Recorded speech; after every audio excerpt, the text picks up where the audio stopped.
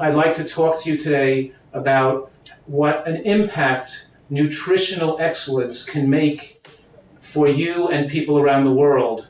We can win the war against disease. We can have healthier nations. Right now, we are spreading American fast food companies and processed foods are spreading all over the world. And people are becoming more overweight, more obese, having more heart attacks, more diabetes, more strokes, and even more cancer. The good news is that nutritional science has advanced to the point where we can have people not have heart attacks. We can win the war against cancer. We can stop people from having strokes. And as they become more elderly, they don't have to become demented in their later years. And have healthy populations with low medical costs, with a dramatically more successful and happier population without the fear of these diseases. And what we've learned, the secrets that we've learned to protect ourselves, have to do with nutrients. And there are two types of nutrients. There are macronutrients, and the macronutrients contain calories, and those are called fat, carbohydrate, and protein. And if you eat too many macronutrients, too much fat, too much carbohydrate, and too much protein, we can become overweight, and we can promote aging and promote heart attacks and strokes. Now, food also contains micronutrients, and micronutrients do not contain calories. They're things like vitamins and minerals and phytochemicals. About 80 years ago, in 1930, scientists first discovered 14 vitamins and about 20 different minerals, and everybody said, wow, this is great. We can help people live longer and help people be much healthier. And what happened between 1935 and 2005 is that heart attack rates went up all over the world, stroke rates went up, and cancer rates went up every single year for 70 years straight.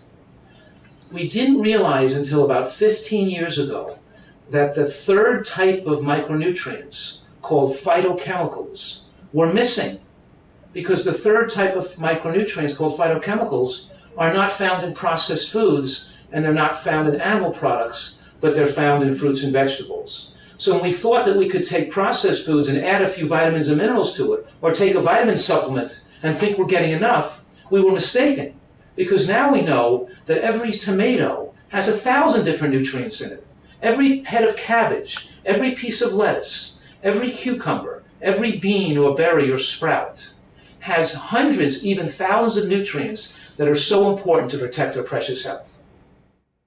So if we sum up what we've learned in the last 15 years in the field of nutritional science, we've realized that we have to eat a diet that's very high in nutrients, very high in micronutrients, including not just the ones we discovered 70 years ago, but all the new nutrients that we're discovering, all the new findings, that full symphony of nutrients we're finding that exists in natural fruits and vegetables, beans, nuts, and seeds.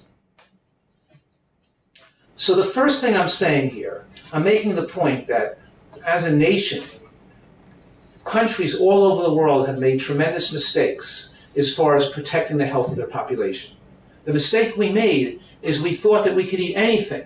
We could eat white flour, we could eat bread, we could eat pasta, we could eat sugar, we could drink soda all day. It doesn't have to be high in micronutrients, and then we could just take a vitamin pill and be okay. And we found out it doesn't work. We actually have to eat real food with a climate to grow healthy foods, and farmers that grow fresh fruits and vegetables, and a homeland that has availability of peppers and tomatoes and cabbage and lettuce and sesame seeds. You have the availability to eat superfoods, and these superfoods could protect us against chronic, degenerative, and dangerous diseases, preventing medical tragedies. So you have to really eat these foods. So let's talk about this for a minute. Because we're saying here is that we have to eat a diet high in nutrients and lower in calories. So the first thing I'm saying to you is that animal products like chicken and meat and fish and eggs should not be the major portion of a diet. A healthy diet has to be plant-based. Most of what we eat has to get these phytochemicals from natural plant foods.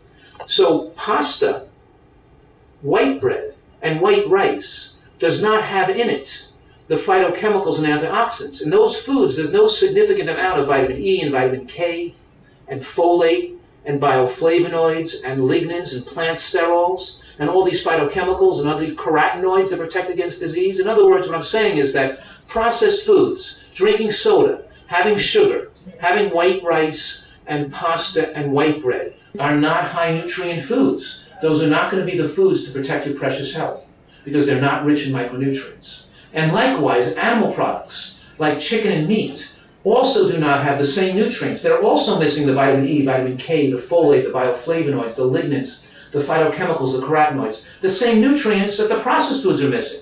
Worldwide, we're seeing populations get most of their calories from processed foods and animal products, and they're not eating fruits and vegetables. Then what are they missing? Of course, they're missing those antioxidants and the phytochemicals that are present in plant foods. And instead of going to doctors and getting pills to take to lower your blood pressure, and instead of taking medications to take away chest pains, and then having surgeries on people's hearts or procedures to make the blood to flow better, those do not make people live longer. The most powerful intervention, the most powerful medicine is what you can do in your own home, in your own kitchens, in your own gardens, and what you can do with your own life to protect your precious health. It's not what doctors can do for you with medications and surgeries. What I'm saying today is that we all are in this together. If we all eat a diet, which we call it a plant-based high-nutrient diet, we look to eat more of the foods that are highest in nutrients. And the foods that are highest in nutrients, including these micronutrients I'm talking about, are green vegetables. Green vegetables win the awards because they have more nutrients per calorie than any other food. In other words, an animal product like a piece of chicken or a piece of meat is not high in nutrients per calorie. It gives you lots of calories, but not lots of micronutrients. Now take a piece of broccoli or some cabbage or kale that also is high in protein, because don't forget, green vegetables are high in protein. That's how come gorillas, hippopotamus, rhinoceros, elephant, and giraffes get so big, because they eat green vegetables, they eat a lot of protein. And green vegetables are high in protein. But here you have the protein packaged with lots of micronutrients, with the phytochemicals, with the antioxidants, with the things that make the body age slower, and we keep our youthfulness, our vigor, and our good health into later years. And if we look at the healthiest people around the whole world, and the pockets of civilization where people live the longest, it's always the people that eat the most vegetables live the longest. Let's touch on certain types of foods we want to include in our diet for optimal health. Number one is beans. Beans like kidney beans, navy beans, lentils, split peas. Beans have something in them called resistant starch. And resistant starch doesn't raise the glucose level. It's broken down by bacteria in the colon. And the bacteria in the colon change the resistant starch into short-chain fatty acids. And those fatty acids protect us against colon cancer. Beans promote weight loss, they give us energy, they're high in protein, and they protect us against cancer, and they're linked in the scientific studies to enhancement of longevity in elderly people. Number two, green vegetables. To be on a healthy diet, we have to eat some raw vegetables and some cooked vegetables. We have to eat green vegetables. Lettuce, salad, cucumbers, cabbage, the broccoli family, all those green vegetables have specific compounds that have been shown to protect against breast cancer, prostate cancer, colon cancer, and of course heart attacks and strokes. They're longevity-producing foods. If we mix the greens and the beans now with nuts and seeds, right? Almonds, cashews, sesame seeds, sunflower seeds, they have almost magical superfoods, protective compounds that prevent against cardiac arrhythmias, irregular heartbeats. They lower your cholesterol. They make people live longer. They prevent sudden cardiac death. They stabilize the brain. And healthy fats and seeds and nuts increase the absorption of nutrients from the vegetables and the beans. They also make the protein very complete. So it's not about just eating less fat. It's eating about more of the whole food healthy fats from nuts to seeds. Now, nuts and seeds contain a special compound called plant sterols. And these sterols have been shown to lower cholesterol levels and protect against heart attacks. But they also have a dramatic effect to protect against cancer as well. So what I do is we take some sesame seeds, and maybe we'll mix it with an orange, and make a dressing or a dip to put on the salad, right? Or we'll throw some seeds and nuts with some tomato sauce, and we'll make a dressing, we'll make some kind of dressing or a sauce. In other words, using nuts and seeds as part of your dressings and dips is a very important part of excellent nutrition. Last, fresh fruit like oranges and berries and kiwis also contains various compounds, phenols and anthocyanins, special compounds that protect against various cancers and are important for good health. And lastly, of course, whole grains like sorghum, wild rice, brown rice, whole grain rices, whole oats, whole barley. Think whole grains, not processed white flour, not white rice and white flour, but using more whole grains. So we know now that the more vegetables and fruits and beans and nuts and seeds eaten, the longer people live and the lower the risk of heart attacks and strokes and cancers. Now, in addition to preventing these chronic diseases later on in life, it also can help people have better function in school, more attention, more alertness, more protection against diseases like influenza, like the flu.